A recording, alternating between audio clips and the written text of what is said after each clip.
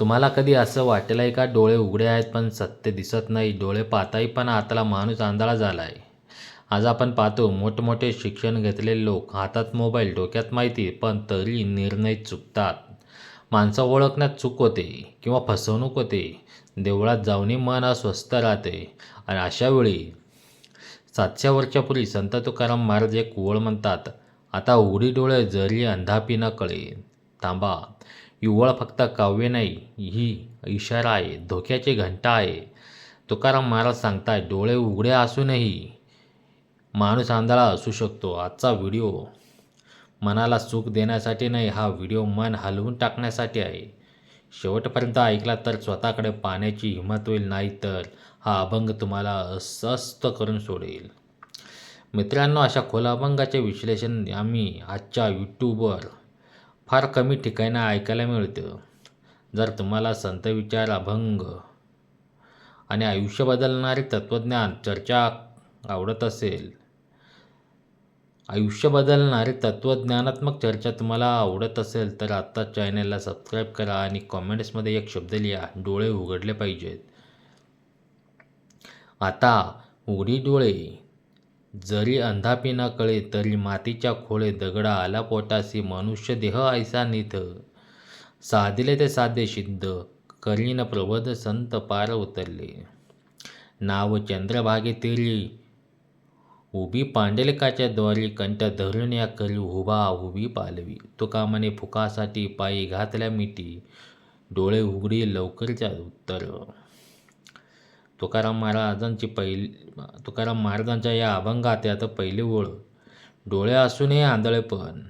तुकाराम महाराज पहिल्याच वेळेस आपल्याला आरसा दाखवतात. आता उघडी डोळे जरी अंधापी न कळे. इथे डोळे म्हणजे फक्त डोळे नाही, इथे डोळे म्हणजे विवेक, समज, निर्णयशक्ती, सत्य ओळखण्याची ताकद.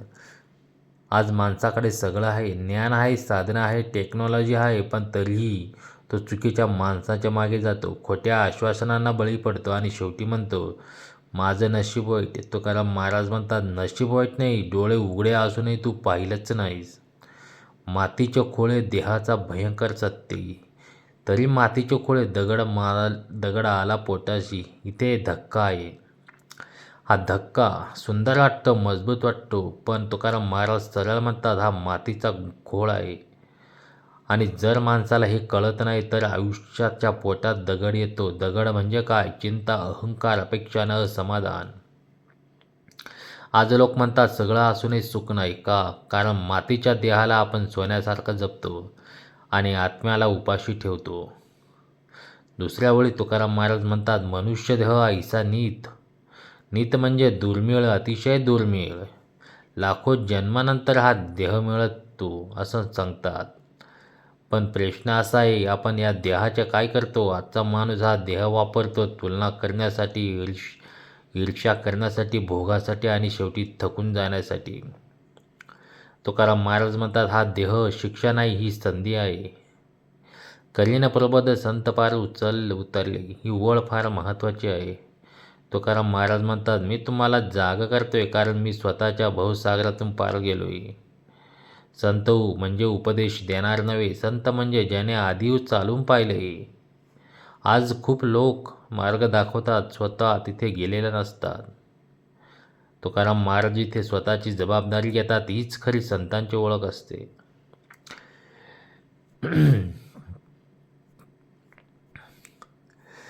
तुकाराम महाराज म्हणतात, नाव चंद्रभागे तेरी. ही साधी ओळ वाटते, पण इथे खरी सुरुवात होते. चंद्रभागा नदी म्हणजे ती काय केवळ नदी नाही. चंद्रभागा म्हणजे पवित्रता, शुद्धता, प्रवाह आणि कपाळाच्या विरुद्ध वाहणारी चेतना. संतांच्या भाषेत किंवा महाराजांच्या भाषेत नदी म्हणजे जीवन प्रवाह. तुकाराम महाराज सांगतात, नाव आयुष्याच्या नदीकाठी उभी आहे, पण माणूस अजून चढलेलाच नाही. आजची स्थिती इथेच पकडली गेली आहे. आपल्याकडे ग्रंथ आहेत, अभंग आहेत, संत आहेत, देव आहेत, म्हणजेच नाव तयार आहे, पण तरीही अहंकार सुटत नाही, अपेक्षा संपत नाही आणि मी कमी होत नाही. माणूस म्हणतं मी भक्त आहे, पण नावीत बसायला त्याची तयारी नसते. उभी पुंडलिकाच्या द्वारी ही ओळ वाचताना थोडा थांबावा. ऐकताना थांबावं. देव कुठे आहे? स्वर्गात, मूर्तीत, कल्पनेत नाही. तुकाराम महाराज म्हणतात, देव दारात उभा आहे. आजचा माणूस काय करतो? देवाला शोधतो, यात्रेला जातो, नवस करतो, पण देव तर उंबरठ्यावर उभा आहे. उभा माणूस म्हणजे देव उभा, माणूस मात्र गोंधळलेला. पांडुरंग उभा आहे, हात कमरेवर, शांत प्रतीक्षेत. का? कारण भक्त अजून तयार नाहीत. आज आपण म्हणतो देव मला मदत करत नाही. प्रश्न असा आहे, आपण देवाकडे जायला तयार आहोत का? कंठ धरण्या करी ही फार खोल वळ आहे. कंठ म्हणजे अहंकाराचा कंठ, हट्टाचा कंठ, मीच बरोबर म्हणणारा कंठ. तुकाराम महाराज सांगतात, जो स्वतःच्या कंठाला धरतो तोच उंबरठ्यावर अडकतो. आज माणूस म्हणतो मी असाच आहे, आणि देव म्हणतो मग मी आत कसा येऊ? उभा उभी पालवी म्हणजे नवी सुरुवात. तुकाराम महाराज सांगतात, देवाशी भेट झाली की बदल लगेच होत नाहीत, पण पालवी फुटते. आज लोक लगेच चमत्कार पाहतात, सांगतात पहिल्यांदा पालवी येते, फळ नंतर येतं. आता येतो सगळ्यात महत्त्वाचा भाग. तुकाराम महाराज थेट सांगतात, आपण देवाच्या दारात उभे आहोत, पण कारण काय? भक्ती की स्वार्थ? तुका म्हणे फुका म्हणजे उगीच दाखवण्यासाठी, लोकांना सांगण्यासाठी. आजची भक्ती फोटोसाठी, स्टेटससाठी, समाजात मान मिळवण्यासाठी. तुकाराम महाराज इथेच आपल्याला उघडं पाडतात. पायी घातल्या मिठी म्हणजे पण हेतू काय? दुःख संपावं म्हणून, संकट दूर व्हावं म्हणून, पण की देव मिळावं म्हणून? इथे तुकाराम महाराज म्हणतात, देवासाठी देव हवा असेल तर मिठी खरीच. डोळे उघडी हा आदेश नाही, विनंती नाही. डोळे उघडी म्हणजे आत्मपरीक्षण, प्रामाणिकपणा, स्वतःला प्रश्न विचारणे. तुकाराम महाराज शेवटी सांगतात, वेळ फार नाही. आज नाही उतरला तर उद्या देह थकतो आणि संधी निघून जाते.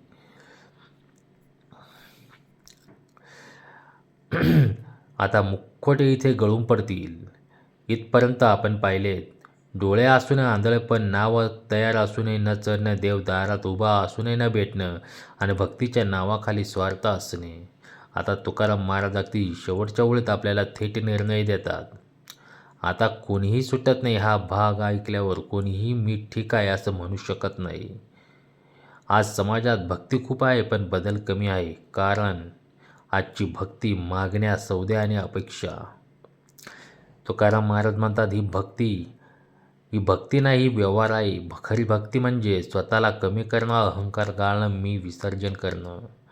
आज आपण पाहतो देवळात गर्दी, बाहेर आणण्या, मुखात राम आणि हृदयात काम. तुकाराम महाराज हे सगळं 700 वर्षापूर्वी पाहत होते. म्हणून ते म्हणतात, तुका म्हणे फुकासाठी. तू देवाकडे जातोस, पण कारण चुकीचं आहे. थोडासा प्रामाणिक प्रश्न विचारूया. आपण देवाला धरतो नोकरीसाठी, लग्नासाठी, पैसा वाढावा म्हणून, शत्रू हरावा म्हणून, पण देव म्हणतो माझ्यासाठी कधी धरशील? हा प्रश्नही ते आता धोकादायक आहे. माणूस देवाच्या पायांना मिठी मारतो, पण मन मात्र रागात, द्वेषात, स्पर्धेत, तुलना करण्यात. तुकाराम महाराज सांगतात, देवाला धरूनही जर तू बदलला नाहीस तर ती मिठी खोटी आहे. ही ओळ कविता नाही, ही आज्ञा आहे. डोळे उघडे म्हणजे स्वतःकडे पहा, आपली भक्ती तपासा, आपला हेतू ओळखा. देवापुढे नाही, स्वतःपुढे उघडे व्हा. तुकाराम महाराज शेवटी घाबरवतात. ते म्हणतात कधीतरी उतर, आणि ते म्हणतात ते लवकरची उतर. का? कारण देह नश्वर आहे. श्वासाची खात्री नाही, उद्या वेळ मिळेलच याची हमी नाही. आजच नावीत बसला नाहीस तर नदीत तुझी वाट पाहणार नाही. नावीत बसणं म्हणजे काय? अहंकार सोडणं, अपेक्षा विसर्जित करणं, देवावर नाही धर्मावर जगणं, बाहेर नाही आत बदल घडवणे. तुकाराम महाराज सांगतात, देव मिळतो जेव्हा तू कमी होतो. डोळे उघडे असूनही जर तू स्वतःला ओळखत नसेल तर तू अजूनही आंधळाच आहेस. देव उभा आहे, पण तू स्वतःच्या अहंकारात अडकलेला आहेस. नाव तयार आहे, पण उतरायची हिंमत नाहीस. आता तुम्हाला मी प्रश्न विचारतो, तुम्ही देवाकडे जाताय की देवाला वापरताय? तुमची भक्ती बदल घडवते की फक्त समाधान देते? जर उत्तर कठीण वाटत असेल तर हा अभंग तुमच्यासाठीच आहे. मित्रांनो, हा व्हिडिओ इथे संपत नाही, पण प्रश्नही इथे संपत नाही. जर आज आपण एक क्षण थांबून स्वतःकडे पाहावंसं वाटलं असेल तर हा व्हिडिओ लाईक करा. जर वाटत असेल तर हा संदेश कोणा एका माणसाला तरी पोहोचावा आणि तर शेअर करा.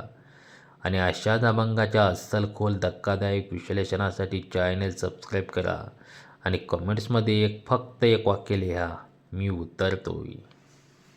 रामकृष्ण हरी.